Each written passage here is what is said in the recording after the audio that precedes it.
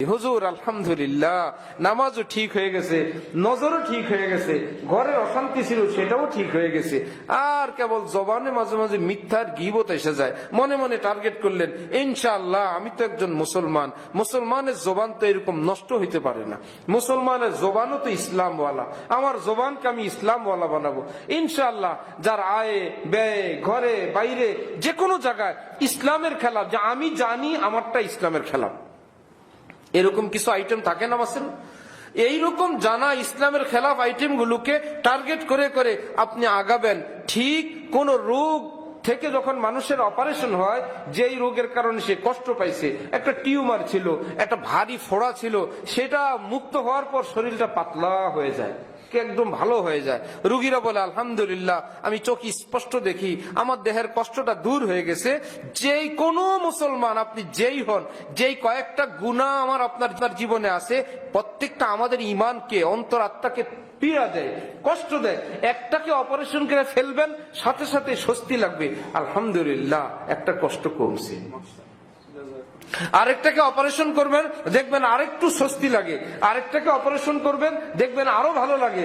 আর যখন এক দুইটা আছে একদম ফুরফুরা, আর এক দুইটা আছে ওইটা শেষ, আল্লাহর কসম, যেই দিন আপনি পাক্কা মুসলমান, আপনার অপর নাম আল্লাহওয়ালা, আপনার অপর নাম জান্নাতওয়ালা, আপনার অপর নাম সালেহ, আপনার অপর নাম মুত্তাকি, আপনার অপর নাম জান্নাতুল ফেরদাউসের মালিক। আল্লাহ পাক কি আমাদের ক্ষতি চান না কল্যাণ চান?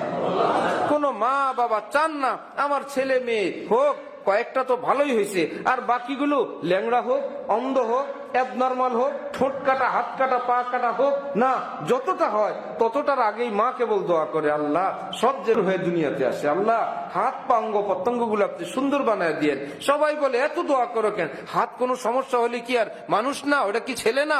আর ছেলে হইলেই হয়েছে, আর আঙ্গুল মাঙ্গুল যাই থাক না। মা বলে বলো কি, আল্লাহ আঙ্গুলও সুন্দর দিয়েন, নখগুলো লম্বা লম্বা দিয়েন, সুবহানাল্লাহ, আল্লাহ ডাগর নয়না দিয়েন, সব সুন্দর দিয়েন। মা যেরকম চান সব সুন্দর হোক। আল্লাহ বলেন, আমিও তোমাদেরকে দুনিয়াতে পাঠায়া আমিও চাই মাথা থেকে পা পর্যন্ত সব তোমার একদম সুন্দর হোক।